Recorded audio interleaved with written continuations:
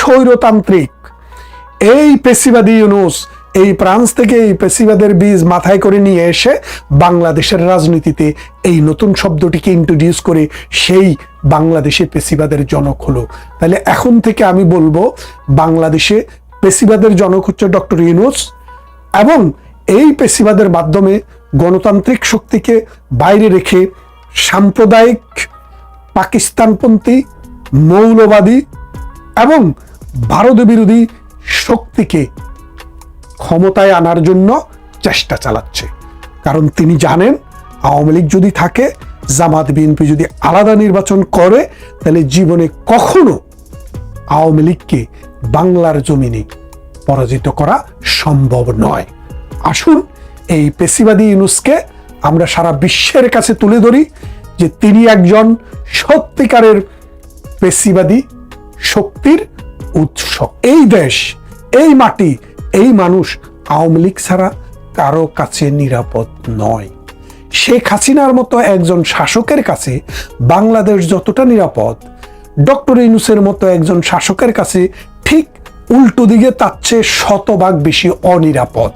তাহলে আপনি বোঝেন ডক্টর ইউনূসের পেশিবাদ হচ্ছে একটি দল যারা এই দেশকে সৃষ্টি করেছে, যারা এই দেশের ইতিহাস ঐতিহ্যের সাথে মিলিত, যারা এই দেশের সংবিধান দিয়েছে, এই দেশের আইন ব্যবস্থা প্রণয়ন করেছে, এই দেশের জাতীয় সঙ্গীত, এই দেশের জাতীয় পতাকা এবং কনস্টিটিউশন দিয়েছে, তাদেরকে নির্বাচনে অংশগ্রহণ করতে দেওয়া হবে না।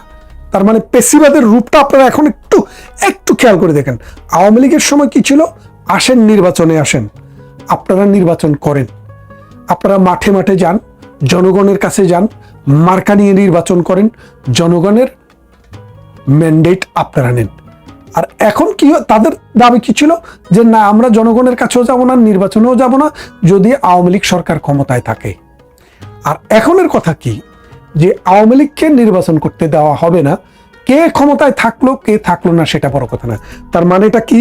যে আওয়ামী লীগ যদি আজকে নির্বাচন করে, আপনি আজকে মাঠে নির্বাচন দেন, একটা থানায় নির্বাচন দেন, দেখবেন জামাত 5%, বিএনপি 30%, কত গেল? 35%, আর 5% এদিক সেদিক 40%, 60% ভোট পাবে আওয়ামী লীগ। আজকে নির্বাচন হলেও বাংলাদেশ আওয়ামী লীগ জয়লাভ করবে বিপুল ভোটে। কারণটা কি একটু আপনার খেয়াল করে দেখেন। বাংলাদেশে 1971 সালে মুক্তিযুদ্ধের পর আওয়ামী লীগ মেজরিটি সরকার গঠন করেছে। 73-এ আওয়ামী লীগ ছাড়া বাংলাদেশে সেরকম কোনো দলই ছিল না। জাসদ নতুন আজকের পোলাবান্দের মতো একটা দল হওয়ার চেষ্টা করেছে, সেটাও সেই গণভিত্তির উপরে দাঁড়াইতে পারে নাই। তারপরে কি হলো? 1975 সালে বঙ্গবন্ধুকে হত্যা করার পর জিয়াউর রহমান রাষ্ট্র ক্ষমতায় থেকে রাষ্ট্রের টাকা দিয়ে দল বানিয়েছে। যেমনটা জিয়াউর রহমানকে হত্যা করার পরে এরশাদও বানিয়েছে। কিন্তু আওয়ামী লীগ কখনো আর্মির হাত ধরে, কখনো ষড়যন্ত্রের হাত ধরে ক্ষমতায় আসেনি। এখন আওয়ামী লীগকে কেন নির্বাচন থেকে বাইরে রাখা হবে? কারণ আওয়ামী লীগকে যদি বাইরে রাখা না যায়, তাহলে জামাত এবং বিএনপি কখনো ক্ষমতায় আসতে পারবে না।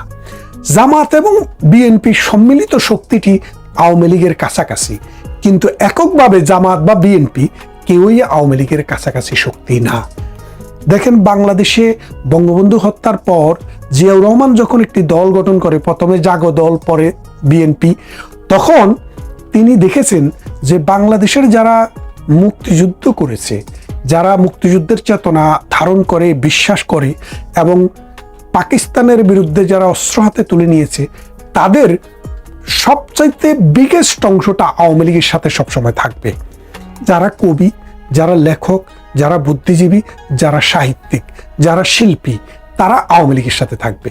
সুতরাং এরা জনগণকে, সমাজকে মোটিভেট করে এবং সমাজকে ড্রাইভ করে, যার কারণে সবসময় মানুষের যাওয়ার জায়গার মধ্যে আওয়ামী লীগটি হচ্ছে সবচেয়ে বড় প্ল্যাটফর্ম। এখন জিয়াউর রহমান এসে দেখলেন যে না, আমি যদি নিজে মুক্তিযোদ্ধা হয়েও থাকি, কিন্তু মুক্তিযুদ্ধ দিয়ে তো আমার এখন চলবে না, আমাকে এখন আওয়ামী লীগের বিপরীত একটি শক্তি তৈরি করতে হবে। আওয়ামী লীগ ভারতের সাথে বন্ধুত্ব, পাকিস্তানের সাথে শত্রুতা, আমি পাকিস্তানের সাথে বন্ধুত্ব, ভারতের সাথে শত্রুতা, এরকম একটা দল তৈরি করব।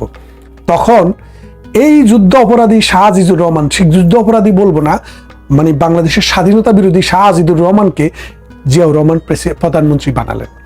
আব্দুর রহমান বিশ্বাস রাজাকার, তাকেও আনি দলে ঠাঁই দিলেন।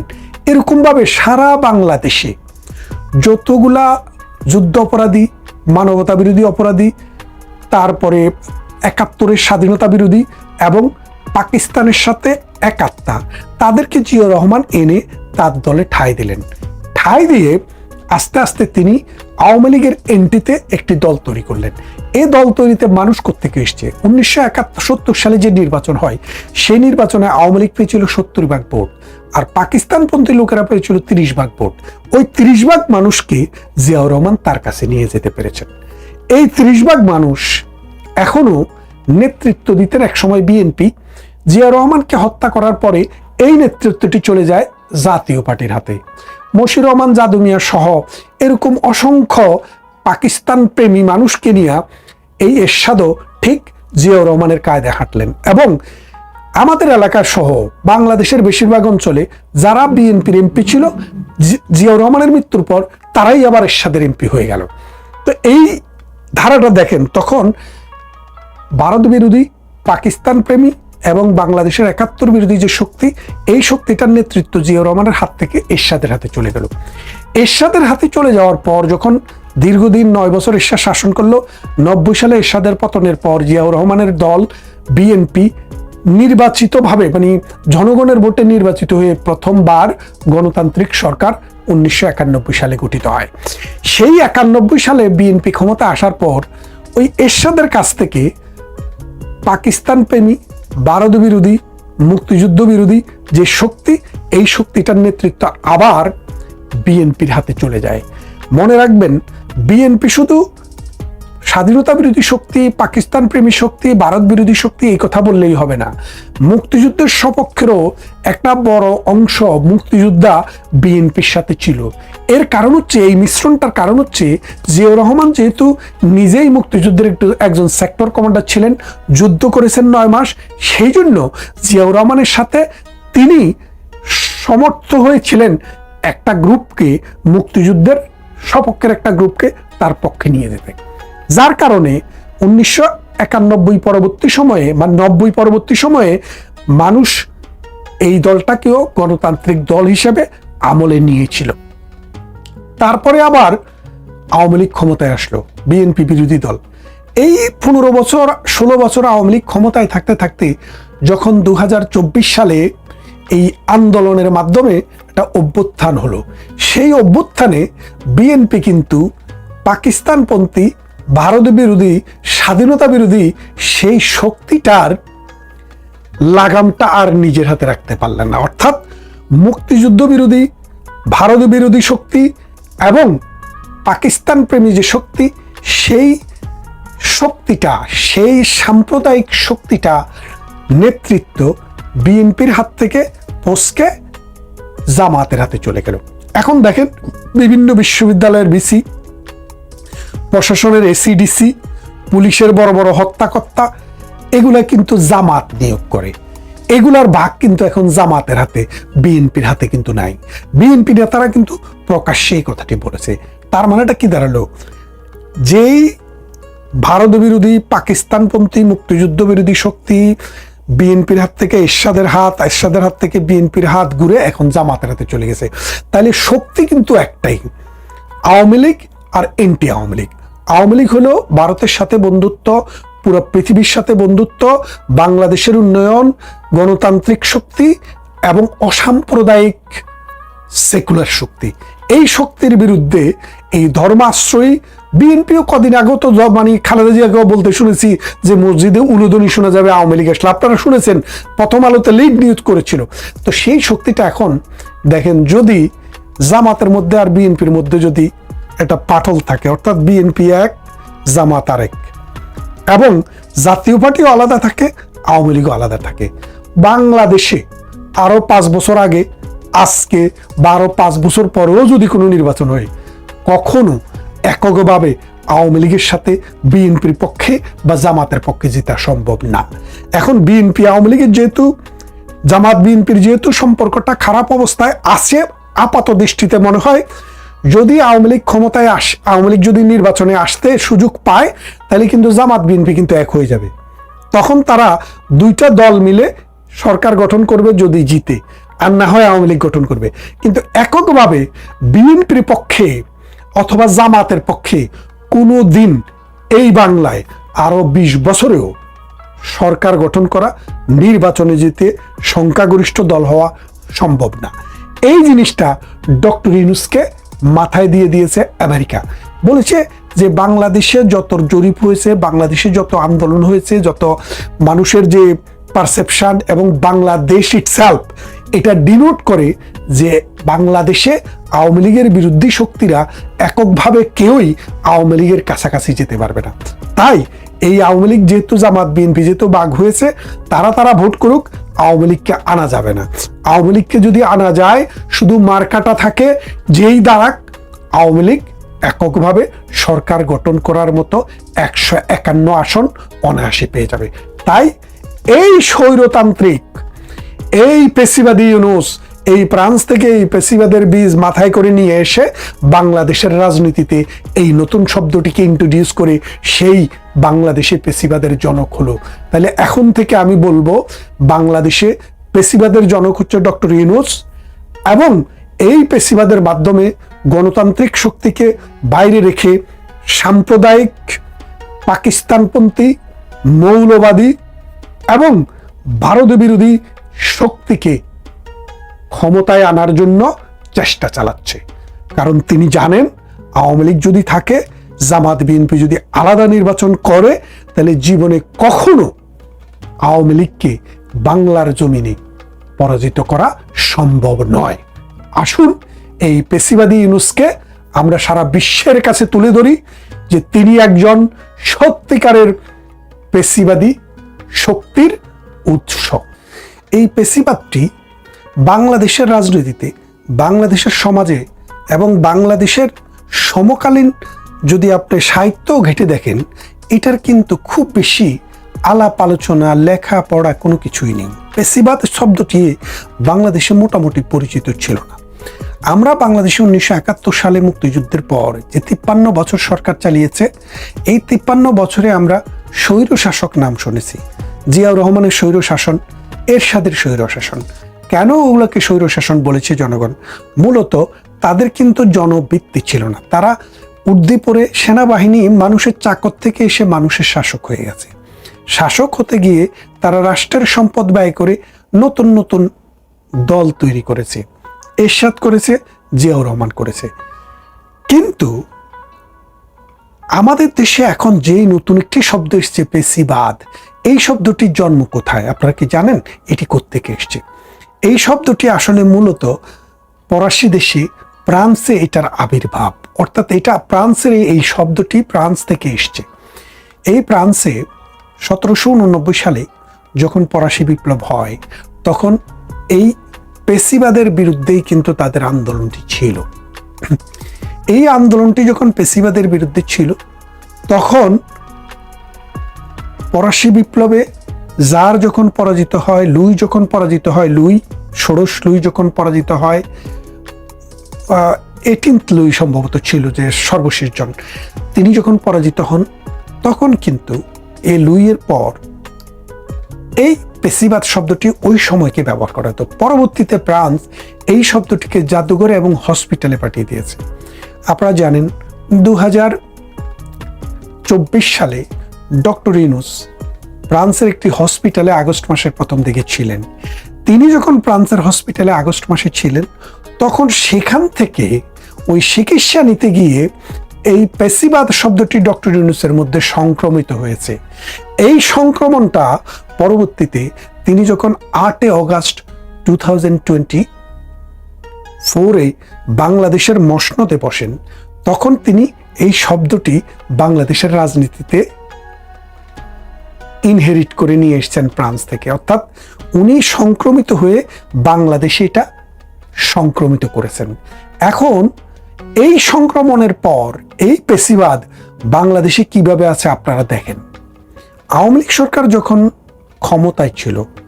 2008 সালে পৃথিবীতে সবচেয়ে ভালো নির্বাচনগুলোর একটি নির্বাচন ডিসেম্বরে হয়েছিল, সেই নির্বাচনে আওয়ামী লীগ ক্ষমতায় এসছে। তার মানে 2014 সাল পর্যন্ত আওয়ামী লীগ কিন্তু জনগণের ম্যান্ডেটে ক্ষমতাপ্রাপ্ত।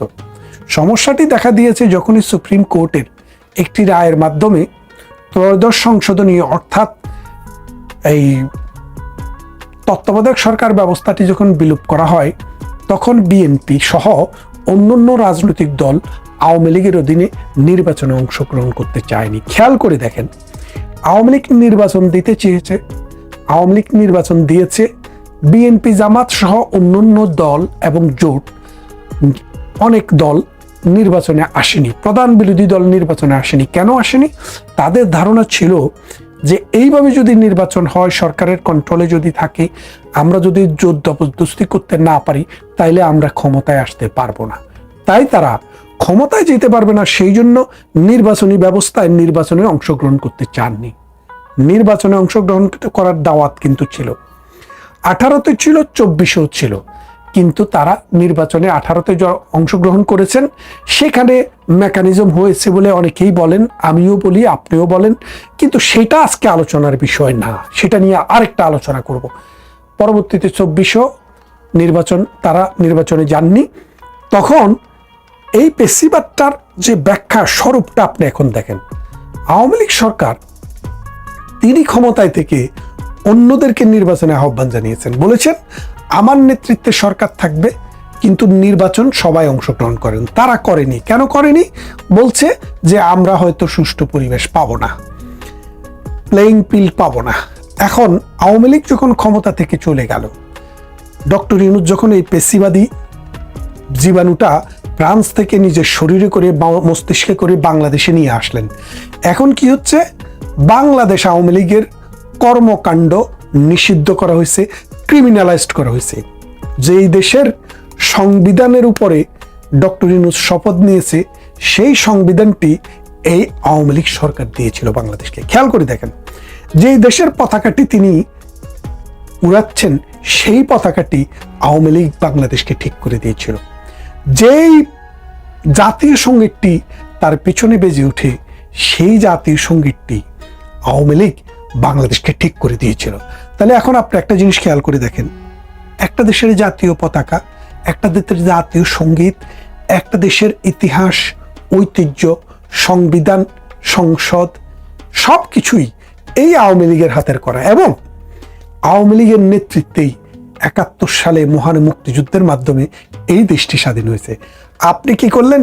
সেই দলের কাজকে ক্রিমিনালাইজড করলেন। ক্রিমিনালাইজ করে বলছেন আওয়ামী লীগ নির্বাচনে অংশগ্রহণ করতে পারবে না। কেন পারবে না? কারণ পারবে না এই কারণে ডক্টর ইউনূস এবং তার 1971-এর ঘাতক দালাল নির্মূল, মানে ঘাতক দালাল যে দলটি ছিল জামাত ইসলামী, তারা চায় না বলে তখন কি করলো? আওয়ামী লীগকে পক্ষান্তরে নিষেধ করে রাখা হলো। আওয়ামী লীগের যেই মার্কাটি আছে, সেই মার্কাটিও এবারে আর তারা নির্বাচনে থাকতে দেবে না। তাহলে পেশিবাদ কাকে বলে? আমরা কিন্তু তত্ত্বাবধায়ক সরকার চাইনি, আমরা কিন্তু অমুক চাইনি, তমুক চাইনি, কোনো কিছুই চাইনি। আমাদের কথা হলো বাংলাদেশে যখন যেই কোনোভাবে যেভাবেই নির্বাচন হবে, বাংলাদেশ আওয়ামী লীগ অংশগ্রহণ করবে। কেন করবে? কারণ বাংলাদেশ আওয়ামী লীগ গণতন্ত্রের ভেতর দিয়ে বড় হয়ে উঠেছে, জনগণের ভেতর দিয়ে আওয়ামী লীগ তৈরি হয়েছে, ক্যান্টনমেন্টে আওয়ামী লীগ তৈরি হয়নি। এবং ওই কিং পার্টি হিসেবেও আওয়ামী লীগের জন্ম হয়নি। আওয়ামী লীগের জন্ম হয়েছে রাজপথে। এই রাজপথ থেকেই আওয়ামী লীগ জনমানুষের দল হয়ে উঠেছে। আজকে আওয়ামী লীগের এত জনসমর্থন, সারা বাংলাদেশে নীরব বিপ্লব ঘটে গেছে আগস্টের পর, গত আগস্টের পর, মানে 2024 সালের আগস্টের পর। সেই বিপ্লবের পর মানুষ, এই নীরব বিপ্লবটা কি বিপ্লব?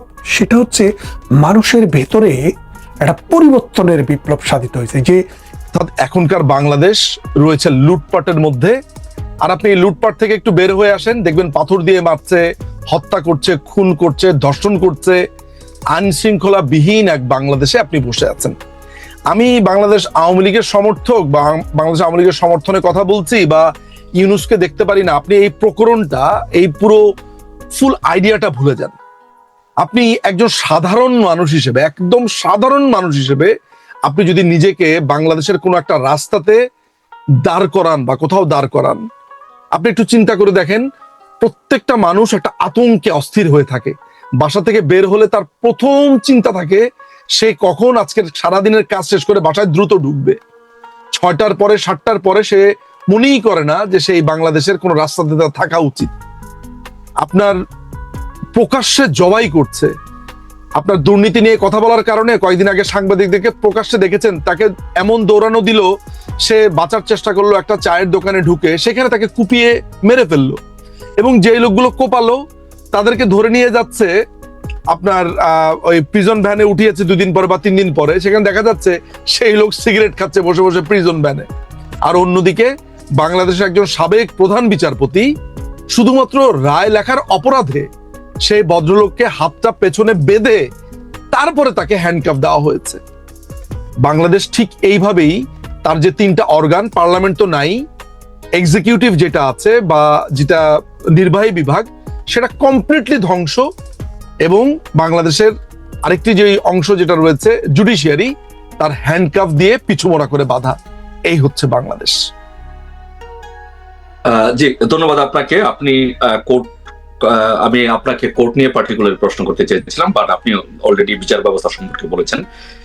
নিজাম ভাই, আপনার কাছে একটি প্রশ্ন করতে চাই নির্বাচন নিয়ে। যে আমরা যে আলোচনাটি শুনছি বর্তমানে, যে এনসিপি বলছে যে তাদের যেই দাবি দাওয়া সংস্কার, এগুলো যদি না হয় তাহলে তারা নির্বাচনে যাবে না। আবার এই দিক দিয়ে আমরা শুনছি যে নির্বাচন ফেব্রুয়ারিতে হবে। সো আপনি কি মনে করেন যে, আবার শুনছি যে জাতীয় সরকার হবে বা 111-এর আদলে এরকম সরকার হবে, আপনি কি মনে করেন যে বাংলাদেশে আদৌ কোনো নির্বাচন হচ্ছে বা নির্বাচনের দিকে যাচ্ছে? বা ইউনূস, কেউ কেউ বলছে যে ইউনূস নির্বাচন করতে পারবে না, ইউনূসের অধীনে কোনো নির্বাচন হবে না। সো ইউনূস কি আসলে কোনো নির্বাচন করতে পারবে?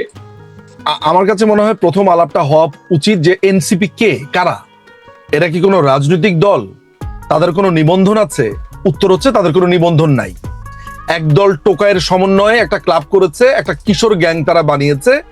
এইটাকে যদি একটা দল হিসেবে আমাকে ভাবতে হয় এবং তাদের কথা আমাকে গণায় ধরতে হয়, তাহলে আসলে এর থেকে বড় দুর্ভাগ্য আর কিছু হতে পারে না, নাম্বার 1। সেকেন্ড ব্যাপার হচ্ছে নির্বাচন। নির্বাচন কে করবে? মানে আমরা কার নির্বাচন নিয়ে কথা বলছি? ইউনূসের এই দখলদার বাহিনীর নির্বাচন, ও তো একটা অবৈধ সরকার। বাংলাদেশের সংবিধান অনুযায়ী তো এরা শপথ নিয়েছে, বলছে বাংলাদেশের সংবিধানে অন্তর্বর্তীকালীন সরকার, ইন্টারিম গভর্নমেন্ট বলে কিছু আছে? নেই। তাহলে কিসের সরকার এটা? মানে আপনি যদি বাংলাদেশের সংবিধানকে সামনে আনেন, তাহলে বাংলাদেশের সংবিধান অনুযায়ী অবৈধ। ফলে তারা ইলেকশন দেবে কি দেবে না, তারা করবে কি করবে না, এবং একদল টোকাই সেটা করতে দেবে কি দেবে না, এই ব্যাপারটাই তো হাস্যকর। বরঞ্চ যারা বাংলাদেশের রাজনৈতিক দলগুলো আছে, যেমন হচ্ছে বিএনপি বা জাতীয় পার্টি, তাদের এইটা ভাবা দরকার, তাদের এইটা প্রশ্ন করা দরকার যে আমরা যদি এই ইউনূসের অধীনে ইলেকশন করি, বাংলাদেশে এমনও দিন আসবে যে এই ইউনূসের অধীনে ইলেকশনটাই অবৈধ। ফলে পুরো শাসন আমল থেকে শুরু করে পরবর্তীতে যা কিছু হবে, সমস্ত কিছু অবৈধ। সুতরাং প্রথমে এইটা দাবি তোলা দরকার, যেহেতু তত্ত্বাবধায়ক সিস্টেমটা এখন ফেরত এসেছে, নতুন করে তত্ত্বাবধায়ক সরকার গঠিত হতে পারে। সেটা বাংলাদেশের, সেটা হতে হবে খুবই পিসফুললি। সেটা হচ্ছে যে আগের যে সরকার আছে তারা ক্ষমতা হস্তান্তর করবে তত্ত্বাবধায়ক সরকারের কাছে, যদি ওই প্রক্রিয়া হয়। সেই প্রক্রিয়া হওয়ার পরে তত্ত্বাবধায়ক সরকার 3 মাসের মধ্যে ইলেকশন দেবে, দেন আমি আসলে ইলেকশন নিয়ে কথা বলতে পারবো। আর এর মধ্যে ইলেকশন নিয়ে যা লাভ হচ্ছে, ইলেকশন হবে কি হবে না, কালকে নাসির পাটোয়ারি নামে যে ছেলেটা বললো যে ইলেকশন হতে দেবে না, ডিজে অফিস ঘুরিয়ে দিতে হবে, এই করবে সেই করবে, এগুলোকে আমি মাস্তানি বক্তব্য ছাড়া বাংলাদেশে এখন যা চলছে, আপনার 1988-89 সালে এরশাদের আমলে আমরা দেখেছি ফ্রিডম পার্টিকে। ফ্রিডম পার্টি ঠিক এই ভাষাতে কথা বলতো, আওয়ামী লীগকে দাঁড়াতে দেবে না, পিটাবে, মারবে, খেয়ে ফেলবে, খুন করে ফেলবে, একদম এইভাবে। এবং ওদের যুব দলের নামও ছিল এরকম, মনে হয় যুব কমান্ড বা সামথিং লাইক দিস। হ্যাঁ, আমি খুব ভুল না করে থাকলে এরা বানিয়েছে কি জাতীয় যুব শক্তি। সুতরাং আমি যখন এই আলোচনাটা করব ইলেকশন নিয়ে, তখন কিন্তু মৌনভাবে বা ট্যাসিটলি আমি ওদেরকে একটা বৈধতা দিচ্ছি।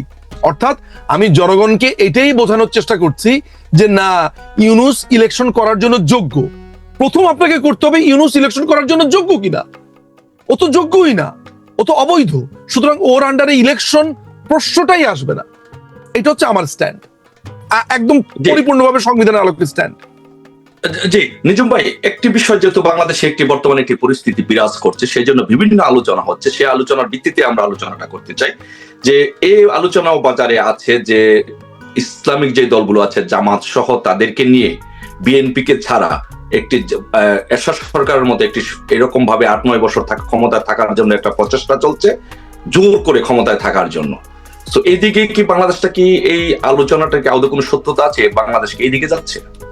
সালাউদ্দিন ভাই, আপনি গত 15 বছরে বাংলাদেশ আওয়ামী লীগ সম্পর্কিত যেসব অপপ্রচারগুলো শুনেছেন, এবং 1972 থেকে তো না, যখন আমরা যখন বাংলাদেশ কৃষক শ্রমিক আওয়ামী লীগ যখন গঠিত হলো 1974-এ, এরপর থেকে আপনার 1996 সাল পর্যন্ত, অর্থাৎ একটা দীর্ঘ সময় ধরে যেই আলোচনাগুলো আমাদের সম্পর্কে আপনি আমাদের বিরোধী পার্টিকে করতে দেখেছেন, জাসদ, পরে ফ্রিডম পার্টি, বিএনপি, জামাত, এরা যখন আমাদেরকে করেছে একনায়কতান্ত্রিক, বাকশালী, আমরা গুম করি, মানে নানান ধরনের অপবাদ আপনি দেখেছেন। আজকে আপনি আপনার এই প্রশ্নের উত্তর দিতে গিয়ে আমার বলতে হয় যে আপনি যে আলোচনাটাকে বলছেন যে আলোচনা উঠেছে, সেই কারণে এই যে আলোচনাগুলো তারা করেছে, এক নায়ক, ওয়ান পার্টি স্টেট, এরাই আসলে এমন বাংলাদেশকে করতে চেয়েছে। মনোবিজ্ঞানে এরকম একটা টার্ম আছে, টার্মটা আমি ভুলে গেছি, সেটা হচ্ছে এমন যে আপনাকে আমি যেই অপবাদে দীর্ঘদিন ধরে, ধরা যাক সালাউদ্দিন ভাই, আপনাকে আমি নানান ধরনের অপবাদ দিচ্ছি যে আপনি একনায়কতন্ত্রী, বাক স্বাধীনতা হরণ করছেন। মনোবিজ্ঞানের টার্মটা হচ্ছে এমন যে মূলত আমি আসলে এমন, আমি যেরকম সেই অনুযায়ী আপনাকে আমি ক্যারেক্টারাইজ করছি, বুঝতে পারছেন? অর্থাৎ আমি আসলে বাক স্বাধীনতা হরণ করতে চাই, আমি আসলে বাংলাদেশকে ওয়ান পার্টি স্টেট বানাতে চাই, আমি বাংলাদেশে গুম খুন করতে চাই, আমি বাংলাদেশের কোনো পলিটিক্যাল পার্টিকে দাঁড়াতে দিতে চাই না। এই যে আমি নিজের চিন্তা ভাবনাটাকে বারবার বলা, এক্স্যাক্টলি এই তো আপনি ধরতে পেরেছেন। অর্থাৎ আমার চিন্তাকে আপনার মধ্যে দিয়ে বারবার বলছি আপনি এমন, আপনি এমন, আপনি এমন, কিন্তু মূলত আমি এমন। তো আপনি এখন লক্ষ্য করছেন যে বাংলাদেশে গণমাধ্যমকে শেষ করে ফেলা হয়েছে, জুডিশিয়ারিকে শেষ করে ফেলা হয়েছে, এক্সিকিউটিভকে শেষ করে ফেলা হয়েছে, পার্লামেন্টের তো কোনো চিহ্নই নাই। পলিটিশিয়ানদেরকে বলা হচ্ছে যে we will make politics difficult, এটাও তারা বলছে।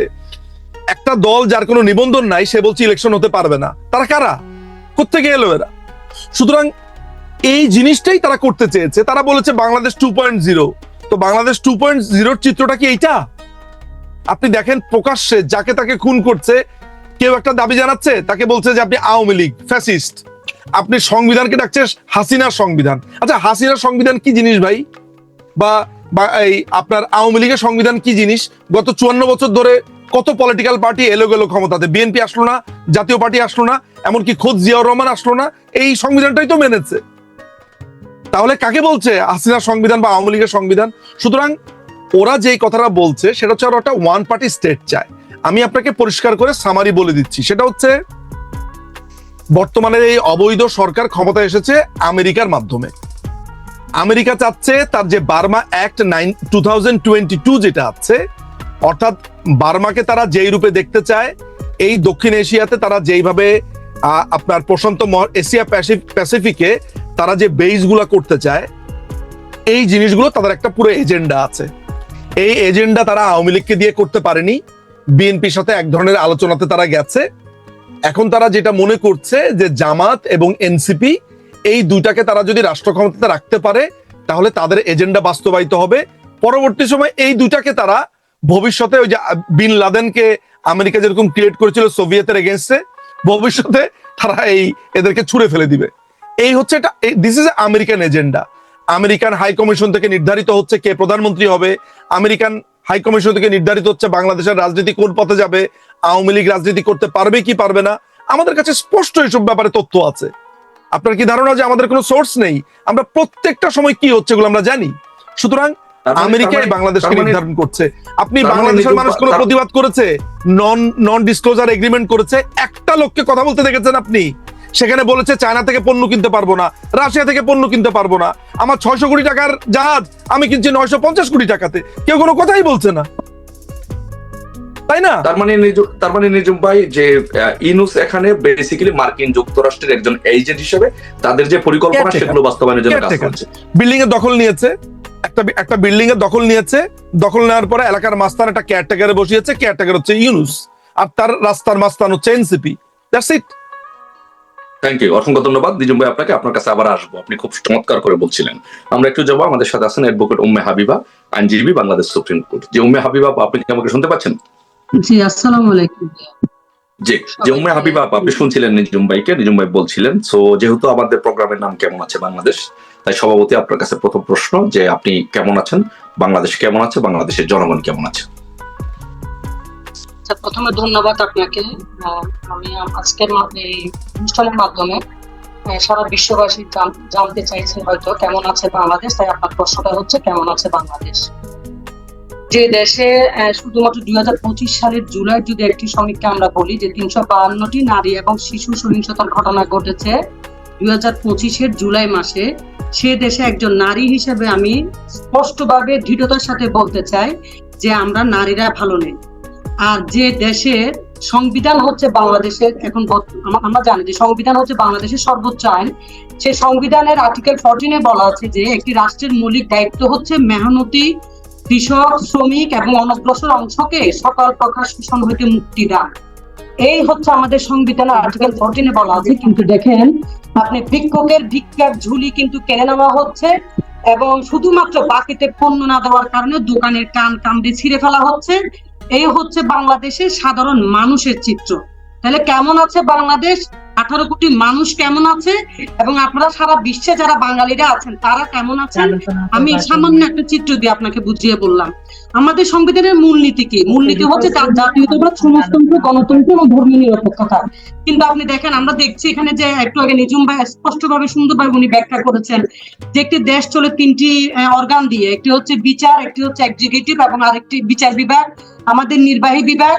এবং আমাদের যে বিচার বিভাগ, নির্বাহী বিভাগের কার্যক্রমে যদি আমি দেখি, আইন বিভাগ তো নাই, সেখানে আপনি দেখেন নির্বাহী বিভাগ নামে যারা দেশটাকে দখল করে ডাকাতি একটা বাহিনী নিয়ে যারা দেশটাকে দখল করলো, তারা কিন্তু দেখেন এমন ভাবে দখল করলো, তারা কিন্তু পাথর পর্যন্ত চুরি করে খাচ্ছে এবং তারা এমন ভাবে ডাকাতি করার জন্য বসেছে, দেশটাকে টুকরো টুকরো করে বিদেশের মাটিতে ওই যে আমেরিকার এজেন্ডা বাস্তবায়ন করার জন্য, একটু আগে মজুমদার ভাই সুন্দরভাবে বলেছেন, এই যে এজেন্ডা বাস্তবায়ন করার জন্য যারা দায়িত্ব নিয়ে বসেছে, তো তাদের হাতে বাংলাদেশ কতটুকু নিরাপদ, তাদের হাতে আমরা বাঙালি জাতি কতটুকু নিরাপদ, এবং তাদের হাতে নারী শিশু, যে বাংলাদেশের অর্ধেকের বেশি, অর্ধেক কিন্তু নারী, যদি আমি একদম স্পষ্ট সমীক্ষাটা নাও বলি, সেখানে আমরা নারীরা কতটুকু নিরাপদ, সেখানে বিভিন্ন পেশার মানুষেরা, যেখানে সাংবাদিক খুন হচ্ছে, যেখানে আইনজীবী তার আইন পেশা সে সঠিকভাবে কার্যক্রম চালাতে পারছে না, যেখানে একজন প্রধান বিচারপতি যিনি হচ্ছেন বাংলাদেশ সুপ্রিম কোর্টের প্রধান এবং সর্বোচ্চ বিচারপতি, দেশের সংকটময় মুহূর্তে যিনি কিন্তু একজন দেশের প্রধান নির্বাহী হিসেবে দায়িত্ব পালন করেন, তাকে যখন হাত করা পরিয়ে তাকে কোর্টে হাজির করা হয় এবং তার জামিন শুনানিতে যখন হট্টগোল শুরু হয়, সেটা স্টপ করে পরবর্তীতে তারিখ নির্ধারণ করা হয়, সেখানে আপনি স্পষ্টভাবে আপনি প্রতীয়মান হয় যে বাংলাদেশের একটি বিচার বিভাগের চিত্র, এবং আপনি বিচার পাবেন কার কাছে? বিচার বিভাগের কাছে তো আপনি বিচার নিয়ে যাবেন। এখন আইন ভঙ্গকারী যে যারা আছেন তাদের বিচার যেহেতু হচ্ছে না, তাহলে বাংলাদেশে কিভাবে রুলস অফ ল এস্টাবলিশ হবে এবং দেশে কিভাবে আইনের শাসন প্রতিষ্ঠিত হবে এবং কার কাছে যাবে মানুষ? যারা মরছে, যে মা তার চোখের সামনে দেখছে তার সন্তানকে মেরে ফেলা হয়েছে, সে বিচার পাচ্ছে না এবং সে মুখ বুজে কান্না করছে এবং সে বলছে আমি আগে ভালো ছিলাম। তিনি একজন নয়, সারা বাঙালির এখন গুটি কয়েক ডাকাত বাহিনীর মানুষ ছাড়া সবাই বলছে যে কেমন আছে বাংলাদেশ, আমরা আগে ভালো ছিলাম। এখন আমরা এমন একটা দেশে বসবাস করছি যে দেশে কোনো স্বাধীন সার্বভৌম রাষ্ট্র আমরা যদিও বা বিশ্বাস করি, যেখানে অর্থনৈতিক এবং সামাজিক অধিকার ফিরে পাওয়ার কোনো লক্ষণ নাই, যেখানে আপনি অর্থনৈতিকভাবে আপনাকে ভঙ্গুর করে ফেলা হচ্ছে, যেখানে সামাজিকভাবে আপনার নিরাপত্তাহীনতায় আপনি আছেন, যেখানে একজন মানুষ ঘর থেকে বের হয়ে নিরাপদে ঘরে ঢুকবে সে নিশ্চয়তা তার পরিবারের কাছে নাই। এই হচ্ছে আমার বাংলাদেশ। এখন আমরা বিচার চাইবো কার কাছে? আমরা প্রশাসনের কাছে বিচার চাইবো, আমরা বিচার বিভাগের কাছে বিচার চাইবো, কিন্তু প্রশাসনকে আমাকে বিচার দিচ্ছে? আপনারা দেখেন প্রশাসন কি বলছে, আপনারা বিভিন্ন তথ্য যদি আপনারা দেখেন, আজকে একটা লেটেস্ট নিউজ আমি বলতে চাই, সেটা হচ্ছে যে বঙ্গবন্ধুর মোরাল ভেঙে, যে বঙ্গবন্ধু ধানমন্ডি 32-কে বুলডোজার দিয়ে ভেঙে তারা 50 নাটক করে সারা বাংলাদেশকে দেখিয়ে দিয়েছে যে বাংলাদেশ আওয়ামী লীগের কোনো অস্তিত্ব থাকবে না। সে আজকে 13ই আগস্টের একটি নিয়োগ কালবেলা যে বঙ্গবন্ধুর নাম বাদ পড়লো, ভাস্কর্যে বরাদ্দ 7 কোটি টাকা, ডাকাত বাহিনীর একটা চিত্র, আজকের চিত্র আপনাকে আমি দেখালাম। আর এর বাইরে আপনি যদি বলেন, ওই যে বললাম আপনাকে, বাংলাদেশে শুধুমাত্র একটি মঞ্চস্থ নাটক করা হয়েছে বিদেশি ষড়যন্ত্রের মাধ্যমে, সে নাটকের নায়ককে, সে নাটকের ভিলেনকে সবকিছু ঠিক করছেন ওনারাই, আন্তর্জাতিক ষড়যন্ত্র ভাবে ঠিক করা হচ্ছে, এবং এখানে যারা ভিলেন আছেন তারাই দেশ চালাবে এবং এই ভিলেনদের মাধ্যমে দেশ পরিচালিত হবে।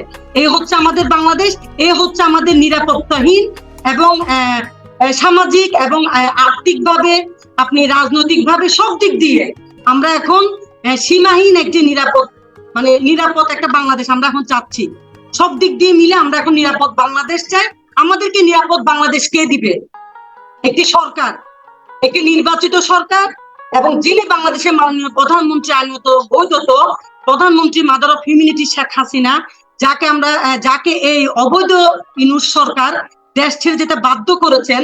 তিনি যাওয়ার পরে গত 1 বছরে মানুষ বুঝেছে যে মাননীয় প্রধানমন্ত্রী শেখ হাসিনার নেতৃত্বে বাংলাদেশ গত 15 বছরের বেশি সময় ধরে কিভাবে নিরাপদ ছিল, এবং এখন আমরা নারীরা কিভাবে নিরাপদ। এখানে আপনি এখানে কুমিল্লার মুরাদনগরের ঘটনা যদি আপনি আনেন, আপনি যদি আমার মা, আমার সন্তান সমতুল্য আসিয়ার ঘটনা আপনি যদি আনেন, আমি যদি ডিটেলসে যাই, আপনি দেখেন আমরা কিভাবে নারীরা নিরাপদ, আমার সন্তান কিভাবে নিরাপদ। হাবিবা, আপনাকে একটা প্রশ্ন করতে চাই যে আপনি যেহেতু একজন সুপ্রিম কোর্টের আইনজীবী, তো একজন সুপ্রিম কোর্টের আইনজীবী হিসেবে আপনি কি মনে করেন, আদৌ বাংলাদেশে যে পরিস্থিতি চলছে তাতে করে কি ইউনূস বাংলাদেশে নির্বাচন দিতে পারবে বা নির্বাচন আদৌ হবে? 2 মিনিটে যে প্লিজ একটু বলবেন। জি ভাই, আমি তো আপনাকে বললাম যে এটা একটা মঞ্চস্থ নাটক, এটা একটা মেটিকুলাস ডিজাইনের একটা অংশ। এখানে আপনি কোনো গণতন্ত্র, সমাজতন্ত্র, আমাদের যে সংবিধানের যে মূলনীতি, দেশ চালানোর জন্য আপনাকে মূলনীতি এগুলোকে মেনে চলতে হবে। জাতীয়তাবাদ, সমাজতন্ত্র, গণতন্ত্র, ধর্মীয় নিরপেক্ষতা, এগুলোর কোনো ভোট শক্তি বা এগুলোর কোন এস্টাবলিশমেন্টের জন্য চিন্তা ভাবনা গত 1 বছর আপনি কি দেখতে পেয়েছেন যে তাদের কোনো কার্যক্রম? এটা আপনার মনে হয়েছে? কথিত আইন উপদেষ্টা বলছে যে ভুয়া এবং মিথ্যা মামলা থেকে মানুষকে রেহাই করার জন্য আমরা আইন সংশোধন করেছি। আমি যদি আপনাকে সেই বিষয়টা বলি, আপনি দেখেন লক্ষ লক্ষ ভুয়া এবং মিথ্যা মামলা, ফেব্রিকেটেড কেস দিয়ে নিরপরাধ মানুষকে হয়রানি করা হচ্ছে। তাহলে এখন এখানে আপনি একটা যদি দেশের আইনের যদি অবস্থা হয়, সেখানে নির্বাচন কেমনে হবে? সেখানে নির্বাচন তো হওয়ার প্রশ্নই আসে না। এটা তো মানুষকে ধন্যবাদ, অসংখ্য ধন্যবাদ অসংখ্য ধন্যবাদ উম্মে হাবিবা আপা। আপনি বলছেন যে আদৌ বাংলাদেশে নির্বাচন হওয়া সম্ভব নয়। আমাদের সাথে আছেন আবু সাইদ আল মাহমুদ স্বপন ভাই। আমরা একটু স্বপন ভাইকে শুনবো, তারপর নিজুম ভাইয়ের কাছে আসবো। স্বপন ভাই, আসসালামু আলাইকুম ভাই। ওয়ালাইকুম আসসালাম। জি স্বপন ভাই, অসংখ্য ধন্যবাদ। আপনি অনেক ব্যস্ত ছিলেন, এই ব্যস্ততার মধ্যেও আপনি আমাদেরকে সময় দিয়েছেন, এই জন্য আপনার কাছে কৃতজ্ঞতা প্রকাশ করছি, ধন্যবাদ জানাচ্ছি। যে স্বপন ভাই, আমরা আলোচনা করছিলাম যে আমাদের এই অনুষ্ঠানের নাম কেমন আছে বাংলাদেশ। তো সভাপতি, আপনার কাছে জানতে চাই, বাংলাদেশ কেমন আছে, আপনি কেমন আছেন, বাংলাদেশের মানুষ কেমন আছে? বাংলাদেশ কেমন আছে এবং বাংলাদেশের মানুষ কেমন আছে, এটি যারা বাংলাদেশে বসবাস করেন, বাংলাদেশের জনগণ, বাংলাদেশে ভূখণ্ডের মধ্যে এখনো আছেন, তারা হারে হারে টের পাচ্ছেন। যারা দেশের বাইরে আছেন, বাংলাদেশের নাগরিক, তারা এখনো হয়তো পুরোপুরি টের পাচ্ছেন না, কিন্তু যারা বাংলাদেশে বসবাস করছেন, বাংলাদেশের নাগরিক, তারা সবাই হারে হারে টের পাচ্ছেন তারা কেমন আছেন, বাংলাদেশ কেমন আছে। মূলত আজকে 1 বছর ধরে বাংলাদেশের যে অবস্থা, তাতে মনে হচ্ছে যে আমরা আইয়ামে জাহিলিয়াতের যুগে আবার ফিরে গেছে বাংলাদেশ। আমরা শুনেছিলাম যে আলিবাবা 40 চোরের একটা গল্প শুনেছিলাম, 40 চোরের কাহিনী। এখন আর 40 চোর নাই, এখন ইউনূস বাবা 4000 ডাকাত, এখন আর চোরের হিসাব নাই। বাংলাদেশে ইউনূস বাবা এবং 4000 ডাকাত পড়েছে। সর্বত্র ডাকাতি চলছে, নির্লজ্জভাবে ডাকাতি, কোথাও চুরির কোনো হিসাব নাই। সেই ডাকাতি রাষ্ট্রীয় সম্পদ, সেই ডাকাতি জনগণের সম্পদ। রাস্তাঘাটে জোর করে জনগণের কাছ থেকে চাঁদা আদায় করা, ছিনতাই করা, ব্যবসায়ীদের কাছে টাকা আদায় করা, এটা তো এখন অহরহ ঘটনা। এটা বাংলাদেশের জনগণ হারে হারে টের পাচ্ছেন যে কোন ডাকাতের পাল্লায় বাংলাদেশ পড়েছে। আমরা শুনেছি যে আমাদের পূর্বপুরুষদের কাছে অনেক গল্প শুনেছি যে ব্রিটিশ আমলে আমাদের উপর অনেক ধরনের অত্যাচার হয়েছে, নির্যাতন হয়েছে, শোষণ হয়েছে। পাকিস্তান আমলে আমাদের উপর অত্যাচার হয়েছে, নির্যাতন হয়েছে, শোষণ হয়েছে। এবং ব্রিটিশরা 1757 সালে বাংলা, বিহার, উড়িষ্যা দখল করবার পূর্বেও অনেক সময় অবাঙালি বাংলাদেশের মানে বাংলা ভূখণ্ডের মানুষ নয় এমন অনেকের দ্বারাই আমরা শাসিত হয়েছি। সেই মোগল আমলেও আমরা শাসিত হয়েছি অন্য জাতি দ্বারা। তো যত শাসিত বাংলাদেশের নাগরিক হয়েছে, সর্বকালের সর্বনিকৃষ্ট শাসকের নাম হচ্ছে প্রফেসর ডক্টর মোহাম্মদ ইউনূস। এর চেয়ে জঘন্য কোন শাসক বাংলাদেশে আর আসেনি। সেটি আপনি রাষ্ট্রীয় সম্পদ লুটপাটের কথা বলেন, জনগণের বাক স্বাধীনতার কথা বলেন, জনগণের মত প্রকাশের স্বাধীনতার কথা বলেন, আইনের আশ্রয় গ্রহণের কথা বলেন, আইনের কাছে জনগণ ন্যায্য অধিকার পাওয়ার কথা বলেন, সর্বদিক দিয়ে সবচেয়ে নিকৃষ্ট শাসকের নাম, নিকৃষ্ট আমলের নাম হচ্ছে এই ইউনূস বাবার আমল। ইউনূস বাবা এবং 4000 ডাকাত বাংলাদেশের উপর পড়েছে। এই 4000 ডাকাতি আপনি দেখবেন সারা বাংলাদেশে গুনলে 4000-এর মতোই পাবেন। 4000 ডাকাতি সবকিছু লুটে পুটে শেষ করে খাচ্ছে। যারা আন্দোলনে অংশগ্রহণ করেছিলেন আওয়ামী লীগের বিরুদ্ধে বা আমাদের বিরুদ্ধে, তাদের মধ্যে যারা ভদ্রলোক মানুষ, ভদ্র ঘরের সন্তান, যারা ছিনতাইকারী নন, যারা নেশাখোর নন, যারা ডাকাত নন, যারা চাঁদাবাজ নন, এই গুটিকতক মানুষ বাদ দিয়ে বাকি যে ভদ্রলোকেরা বা ভদ্র ঘরের সন্তানরা আমাদের বিরুদ্ধে আন্দোলনে অংশগ্রহণ করেছিলেন, তারা এখন হারে হারে টের পাচ্ছেন যে তারা কাদের সঙ্গে কাদের মেটিকুলাস ডিজাইনের ফাঁদে পা দিয়েছিলেন। এবং এই যে মেটিকুলাস ডিজাইন করে বাংলাদেশকে ধ্বংস করা, বাংলাদেশের সম্ভাবনাকে ধ্বংস করা, বাংলাদেশের সমাজকে ধ্বংস করা, বাংলাদেশের সংস্কৃতিকে ধ্বংস করা, বাঙালির হাজার বছরের ঐতিহ্যকে ধ্বংস করা যে মেটিকুলাস ডিজাইন প্রফেসর গোলাম আজমের নব্য সংস্করণ প্রফেসর গোলাম ইউনূস, সে যে মেটিকুলাস প্ল্যান করে এই ফাঁদ পেতেছিল, এটি আন্দোলনে অংশগ্রহণকারী অধিকাংশ ভদ্রজনেরা উপলব্ধি করতে পারছেন। হয়তো অনেকেই লজ্জায়, ক্ষোভে, অভিমানে অথবা এক ধরনের গ্লানির কারণে হয়তো পাবলিকলি স্বীকার করেন না, কিন্তু প্রত্যেকটি মানুষের নিজের বিবেক আছে। মানুষের নিজের বিবেকের চেয়ে বড় কোনো আদালত নেই। এবং এই বিবেকের কাছে বারবার তারা দংশিত হচ্ছেন এবং তারা মনে করছেন তারা একটি ভুল রাস্তায় হেঁটেছিলেন, ভুল আন্দোলনে অংশগ্রহণ করেছিলেন।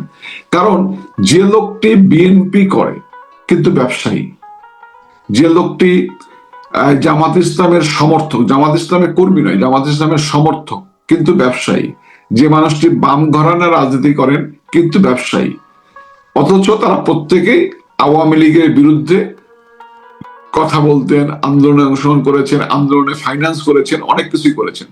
সেই মানুষগুলো এই চাঁদাবাজের হাত থেকে রেহাই পায়নি। ইউনূস বাবা এবং 4000 ডাকাতের হাত থেকে তারা রেহাই পায়নি।